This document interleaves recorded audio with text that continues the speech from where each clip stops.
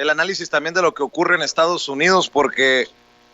el presidente Donald Trump, ante esta emergencia, no solamente del COVID, sino por los disturbios, las manifestaciones, los toques de queda, se ha confrontado con los militares de más alto nivel allá en la Unión Americana.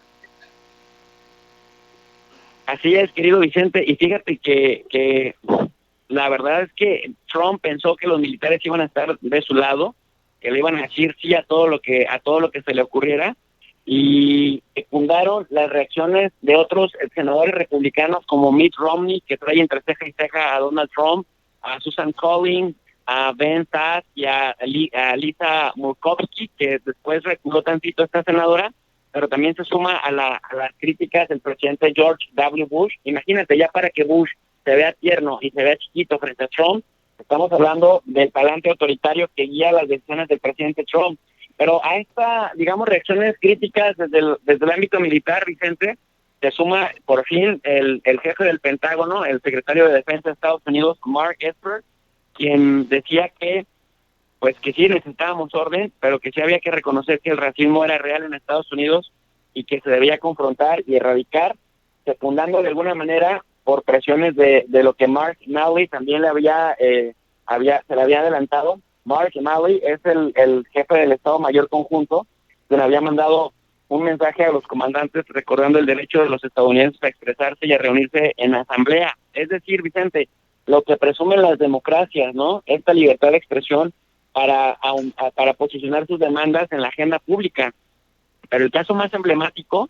fue el de el exsecretario de Defensa, James Mattis, al que le conocen también como el perro rabioso o el monje guerrero, famoso por su dureza en el Medio Oriente, en Siria principalmente, en Afganistán, Irak,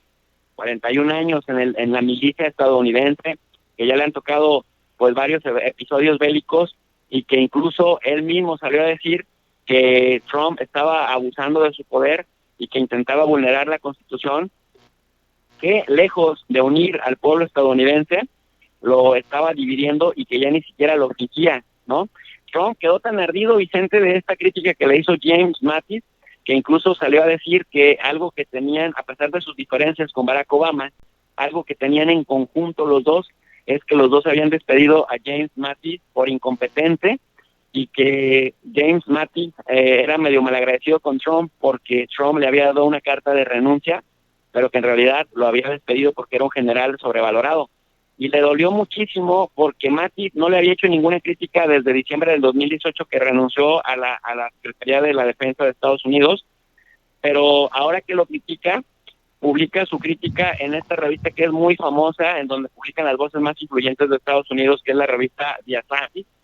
que es muy leída por la élite estadounidense y por la clase media con más capacidad de proyección en Estados Unidos. Y entonces lo que dijo ahí fue que nunca soñó James Mattis, el perro rabioso, el ex secretario de Defensa, para que no se pierda de vista del nivel de personaje del que estamos hablando, que nunca soñó que las tropas que habían hecho el mismo juramento que él, de defender la Constitución, recibirían bajo ninguna circunstancia la orden de violar los derechos constitucionales de los conciudadanos,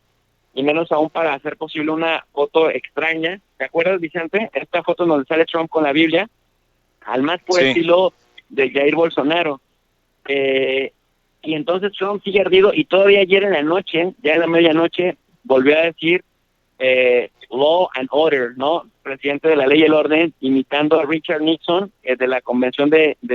1968, la convención republicana, en donde Richard Nixon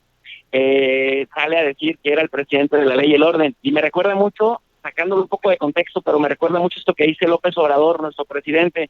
de lo hipócrita que son los conservadores, que al mismo tiempo que hablaba en aquel entonces Richard Nixon de la ley y el orden, pues mira en lo que acabó, porque Richard Nixon reprimía a las minorías que en aquel momento, en aquella época de los 60, protestaban en contra de la guerra de Vietnam, protestaban en contra del asesinato de Martin Luther King, o del asesinato también de Bob Kennedy, que había sido presidente electo pero que no tomó juramento, y que pues venía todo este despertar desde las bases, desde la concientización, que cuestionaban justamente estas estructuras rígidas y autoritarias de un país que ya desde entonces se autodenominaba como la primera democracia del mundo, pero que en la práctica era más que nada un talante autoritario el que aventaban, y cuando salían gentes verdaderamente democráticas como Luther King o como los Kennedy, en este caso Bob Kennedy, la maquinaria autoritaria los aniquilaba incluso físicamente. Entonces, Así es. Richard Nixon, que se autodenominó el presidente de la ley y el orden, pues ya vimos en el fraude que acabó, ¿no?, con lo del Watergate. Y Donald Trump, que retoma esos ideales de law and order, de ley y orden, pues justamente está ahora confrontado verbalmente con sus militares,